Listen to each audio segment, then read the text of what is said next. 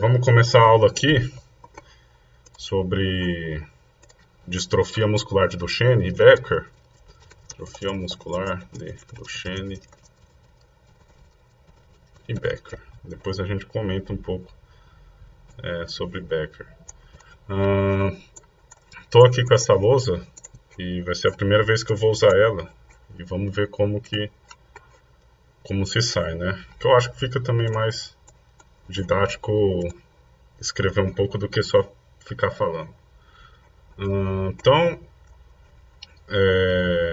a distrofia muscular de Duchenne e a distrofia muscular de Beck, elas são distrofias musculares ligadas ao cromossomo X. Tá? Isso é a primeira coisa que nós temos que entender. Então, assim, essa doença é é considerada uma distrofinopatia, certo? Porque tem uma mutação no gene da distrofina, que é uma proteína que eu já vou falar qual é a função dela. Mas diga-se de passagem, ela é muito importante para a contração muscular. E temos então uma mutação no gene da distrofina localizado, e essa mutação ocorre no braço do cromossomo XP21, tá? Então vai ter lá o cromossomo, certa região, vai acontecer a mutação e alterando ou a expressão da distrofina, né, ou qualitativamente ou quantitativamente. Mas isso eu já comento daqui a pouco. Bom, uma diferença básica da distrofia muscular de Duchenne e distrofia muscular de Becker é justamente essa mutação que ocorre no cromossomo XP21. Por quê? Existem vários tipos de mutações, né? Seja por deleção, duplicação, translocação, inversão. Mas nessas patologias que nós estamos falando agora, são duas mutações que podem acontecer. Então, vou escrever aqui. Ou pode acontecer uma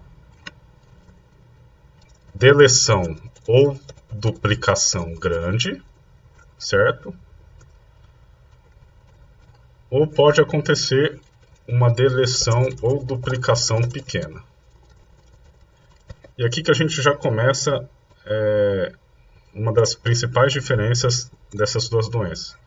Agora eu tinha que ver como que eu faço para arrastar, né, esse negócio. Será que não dá? Dá. Bom, a deleção ou uma duplicação grande, ela vai ocasionar uma quebra muito grande no quadro de leitura, tá, do DNA. Os livros dão um termo chamado mutações frame shift, né, que basicamente você altera todo o quadro de leitura após aquela mutação e, consequentemente, altera o aminoácido, a sequência de aminoácidos que vai ser produzida, né? Então, isso resultaria numa ausência total da proteína distrofina, tá? E isso gera um fenótipo grave, que seria a distrofia muscular de Becker, que vamos abreviar aqui. Enquanto uma deleção ou uma duplicação pequena no cromossomo geraria ou alteração quantitativa primeiro, né? Vamos colocar ou aumento ou uma diminuição, ou qualitativamente, tá? E isso geraria um fenótipo que era um pouco mais brando, menos grave que a distrofia muscular de Duchenne, tá? Que seria aqui no caso a distrofia muscular de Becker. Essa é uma primeira grande diferença deles, né? Já ligado com a patogenia em si. Mas é importante salientar também, existem alguns casos esporádicos, alguns casos atípicos, em que você tem um fenótipo intermediário, ou uma sobreposição entre esses dois fenótipos, basicamente. Então, seria uma espécie de uma forma mais grave da distrofia muscular de Becker, ou uma forma mais branda da distrofia muscular de Duchenne, que agora não vem ao caso, né? Então vamos começar com a distrofia muscular de Duchenne. Vamos escrever aqui. A distrofia muscular de Duchenne, e agora, pessoal, a gente precisa entender um pouco a contração. Não vou entrar muito a fundo, tá? Mas nós abordamos em cada tutoria relembrar, né, a fisiologia da contração muscular, e de uma maneira bem simples, a contração muscular ocorre assim resumidamente, de maneira geral, né? Você tem a liberação de neurotransmissor acetilcolina, né, nas terminações nervosas, e essa acetilcolina, ela faz abrir canais de cátion regulado por acetilcolina, que permite com que íon sódio entre, que cátions entre na membrana da fibra muscular. Isso causa uma despolarização, causando a abertura dos canais de íon sódio dependente de voltagem, e aí sim, a partir dessa entrada, dispararia um potencial de ação, que seria um impulso nervoso, né? Uma vez disparado o potencial de ação, desenhar, nossa, que neurônio feio, aí beleza. Uma vez disparada o potencial de ação, a gente tem na membrana da fibra muscular, basicamente, o retículo sarcoplasmático, né, que ele contém cálcio no interior dele, certo? Quando o potencial de ação chega na membrana da fibra muscular, grande parte da eletricidade flui para o centro da fibra muscular e faz com que o retículo sarcoplasmático libere esse cálcio que está dentro dele, tá? E a liberação do cálcio vai promover vai promover o deslizamento dos filamentos de actina entre eles e entre a miosina também, tá? Basicamente, que vai caracterizar o processo contrátil.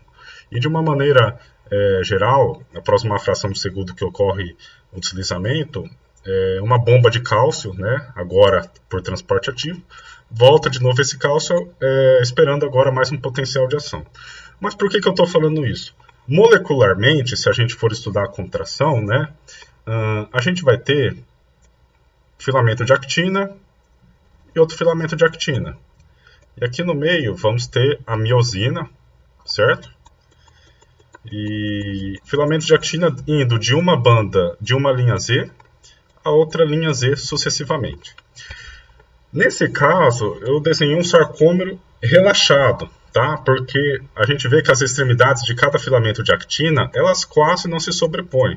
Mas quando há concentração, a gente tem um deslizamento, né? Lembra que eu falei do cálcio? A gente tem um deslizamento dessas extremidades de actina, de modo que elas ficam quase sobrepostas por inteira. Tá? Então aqui estão os dois filamentos de actina e miosina. E isso vai ser possível não somente pelo cálcio, né, mas também pela fosforilação da ATP e toda aquela cadeia que nós aprendemos da troponina. Lembra que tem 3 estruturas associadas à troponina?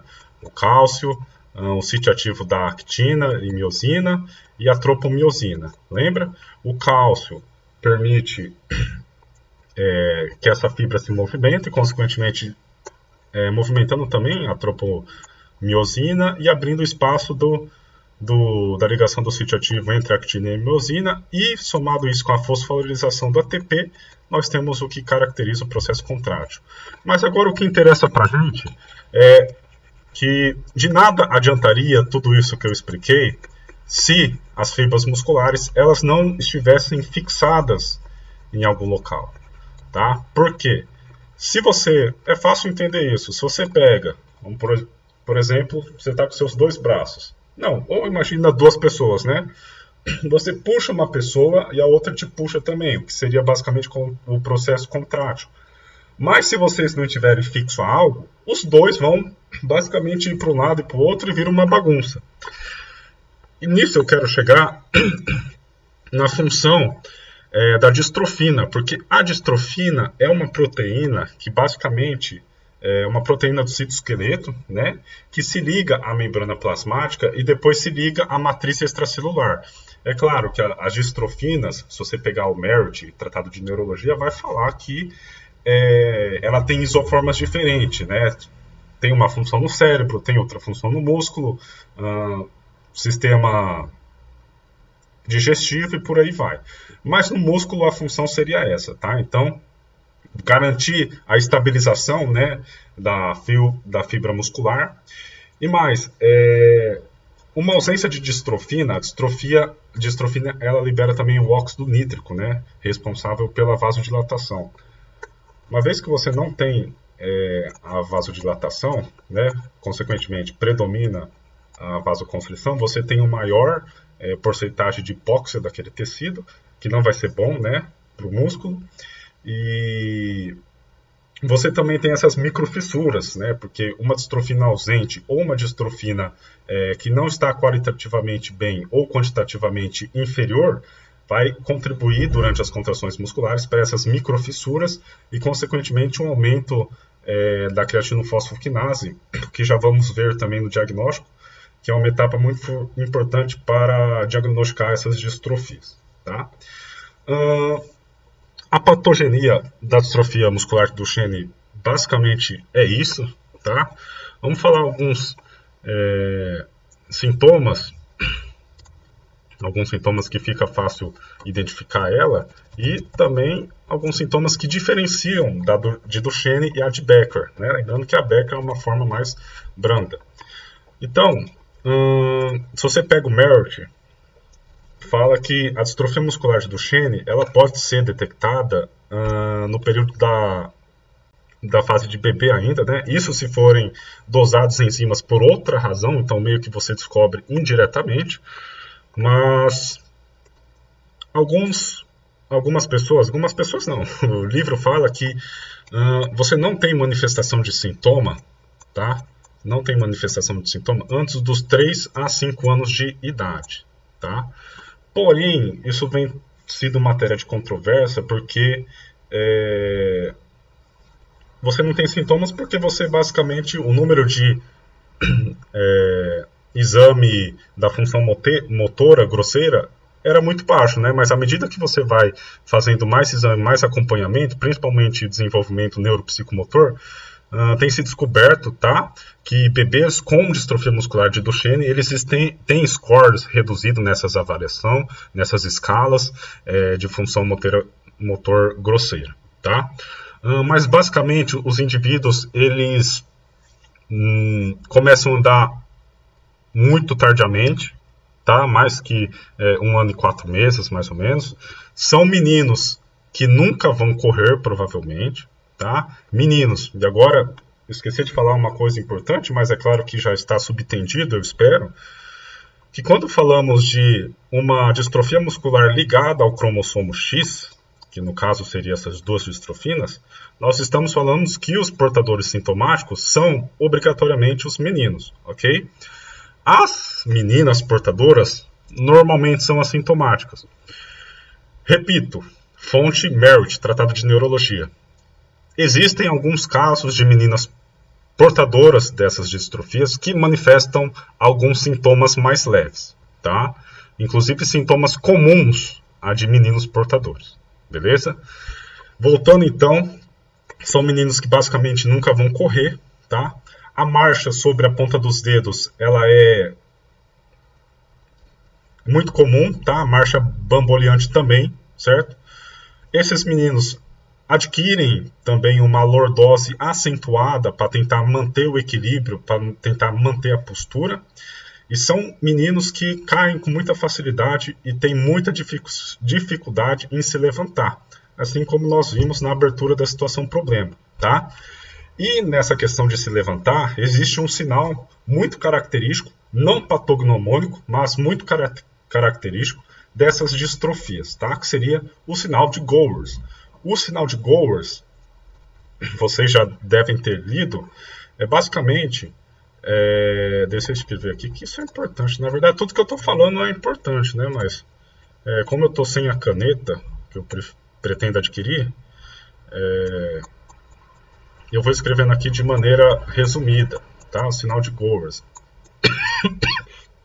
Creio que seja assim que escreva. O sinal de Gowers basicamente é o indivíduo, ele rola sobre o joelho, tá? Para ficar de barriga para baixo, em decúbito ventral, e ele coloca os antebraços no chão. Eu não vou demonstrar porque não tem aqui atrás de mim está uma câmera, então vocês não vão conseguir ver. Então eles rolam sobre o joelho, colocam o antebraço no chão, tá? Eles estendem esse antebraço para tentar retificar as pernas. Eles ficam na ponta dos pés, né, sustentando os joelhos. E aí eles pegam e dão. Eu vou fazer aqui porque essa é importante. Mas eles ficam assim. E aí, com o antebraço, eles escalam o próprio corpo, que é um termo que é usado para se referir ao sinal de Gowers também, tá? Com o avançar dessa doença, principalmente pernas e braços, elas vão sendo acometidas com mais rapidez, né? Fala, deglutição e movimentos oculares são preservados, tá? Os meninos, na distrofia muscular de Duchenne, nossa, eu estou escrevendo muito pouco já. Eu falei que ia escrever mais e estou falando igual um papagaio. Na distrofia muscular de Duchenne, normalmente entre 9 a 12 anos de idade, você já para de andar, ok? Aí, ele normalmente é tratado com corticosteroides, né, orais, que vamos ver daqui a pouco também.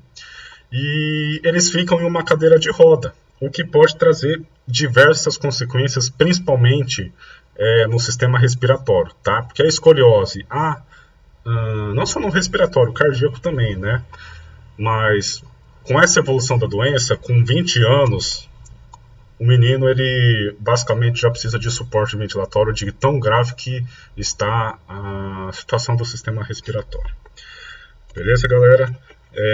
Quanto às manifestações cardíacas, as miocardiopatias, elas normalmente são diagnosticadas depois. Por quê? Porque basicamente o indivíduo ele não consegue se exercitar, né? Mas essas miocardiopatias, esses sintomas cardíacos podem ser graves, tá? Inclusive evoluir para insuficiência cardíaca congestiva e arritmias, tá? Sistema gastrointestinal, nós também temos algumas repercussões, mas normalmente não é muito afetado, porém você pode ter hipomotilidade intestinal, você pode ter uma dilatação gástrica aguda devido aos distúrbios das distrofinas da musculatura lisa. Beleza, galera? Outra coisa muito comum, cerca de 1/3 desses pacientes com distrofia muscular de Duchenne, eles têm déficit cognitivo, déficit intelectual, tá? E quando você mensura o QI dele, faz um teste de QI, normalmente eles estão abaixo de alguns valores padrões. Certo, galera? Eu acho que esses são os principais sintomas, né? Mas uma diferença, vamos bater em cima da tecla, né? Que é a chance de ser cobrada é muito grande, da diferença dos sintomas da distrofia muscular de Duchenne para a distrofia muscular de Becker, né? Então, recapitulando, a distrofia muscular de Duchenne ela é um fenótipo muito mais grave do que a de Becker. Então, uma primeira diferença, né, seria o tempo de início, tá? Tempo de início e a evolução da doença, tá? É lógico, a doença de Becker ela tem um fenótipo muito mais brando, certo?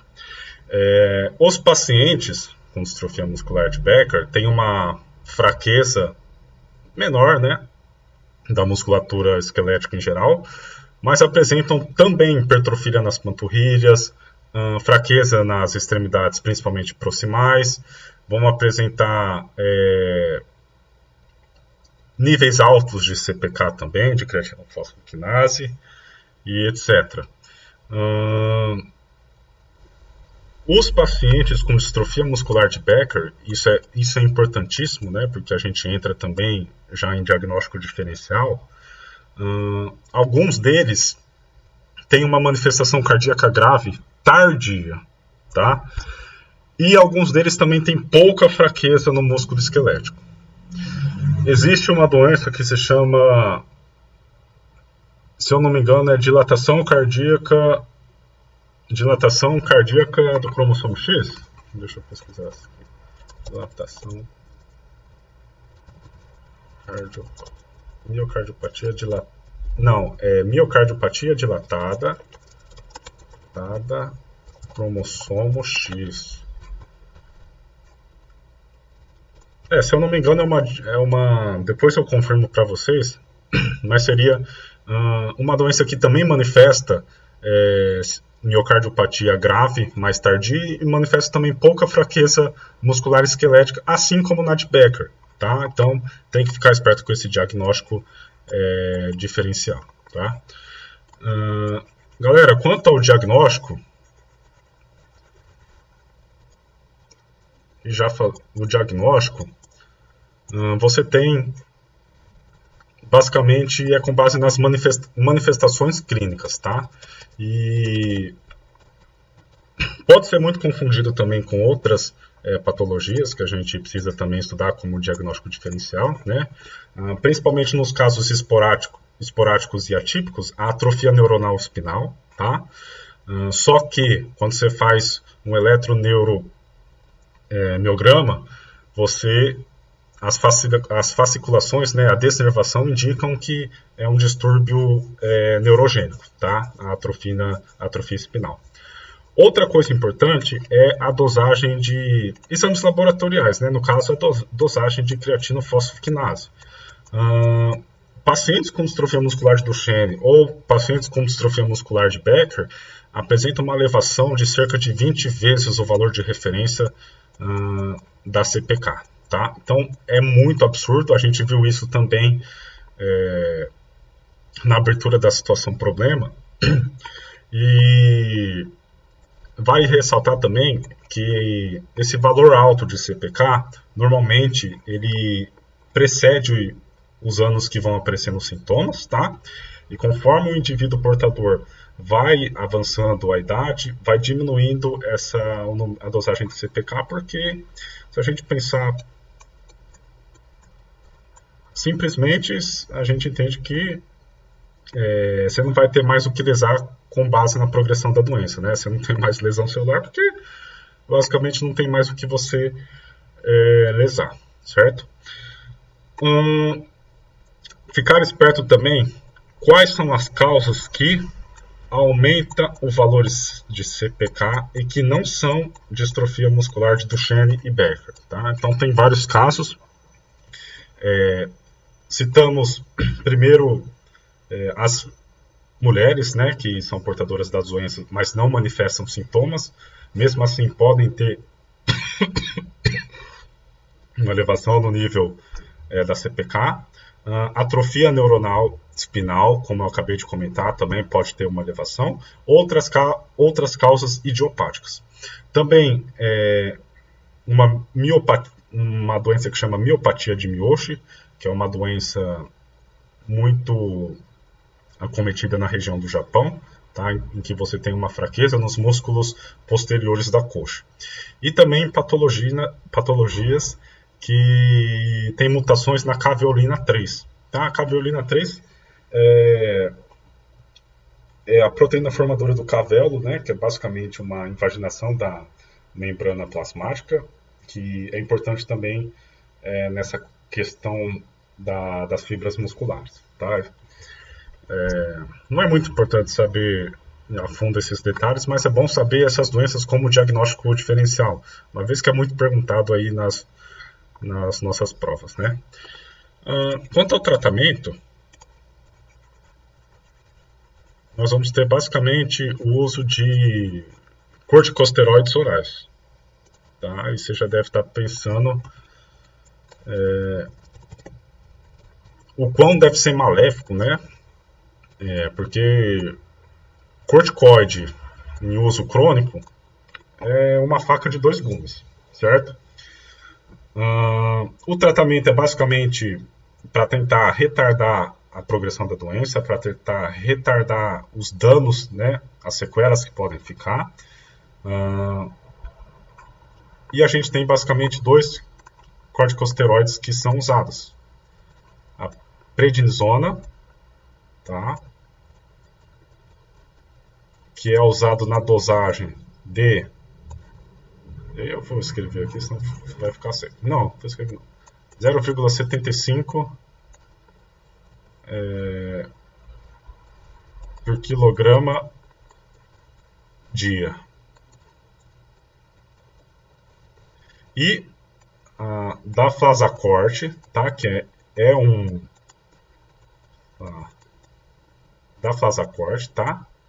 de 0,9 a 1,2 miligramas quilo dia, certo? E, lógico, tem efeitos colaterais muito brandos, muito fortes, né? Principalmente a prednisona. Tanto é que a prednisona nesse tratamento, ela é dada 10 dias para o paciente e aí ele fica 10 dias sem tomar. Aí toma mais 10 dias, depois fica 10 dias sem tomar, porque é muito efeito colateral, tá? Da Fasacorte já é um pouquinho, tem um pouco menos de efeito colateral, tá? Mas também é um corticosteroide, e ele já é tomado sequencialmente sem interrupção, tá? Os efeitos colaterais do uso crônico basicamente são diversos, né? Destaco alguns que o Merit traz. Aumento de peso, distúrbios do comportamentos e atraso no crescimento, tá? Os indivíduos no ambiente ambulatorial, eles usam, né, o tratamento de corticoide basicamente quando eles não têm contraindicação, né, dos efeitos colaterais. É claro que isso pesa muito no tratamento. E também indivíduos maiores que 5 anos e são usados no ambiente ambulatorial, tá? Esse tratamento com corticosteroide mostrou melhora principalmente na função, tá? E na força muscular. Beleza, galera? Você pode também fazer reabilitação, seja por fisioterapia, né? Tanto dos membros acometidos quanto também da função respiratória, porque como a gente viu com o indivíduo numa cadeira de roda, a escoliose ela já pesa muito, já contribui muito para influenciar na nossa respiração. E você pode também fazer exercícios de alongamento, uso de órteses, tornozelo-pé para evitar contratura, principalmente durante a noite, ou caminhadas, usar órteses, joelho, tornozelo, pé, e existe alguns dos aplicativos que consegue dar o comando para essa órtese e facilitar a caminhada e, consequentemente, facilitar o exercício, né? Indivíduos mais graves, por exemplo, os que já estão em cadeiras de rodas, uma opção também é a cirurgia para a correção da escoliose, porque a fim de minimizar, né, principalmente infecções secundárias e atelectasia, tá? Principalmente infecções por insuficiência cardíaca congestiva. Bom, galera, eu acho que eu vou ficar por aqui. Essa aula vai ser um teste para ver como que fica uma aula escrita, mas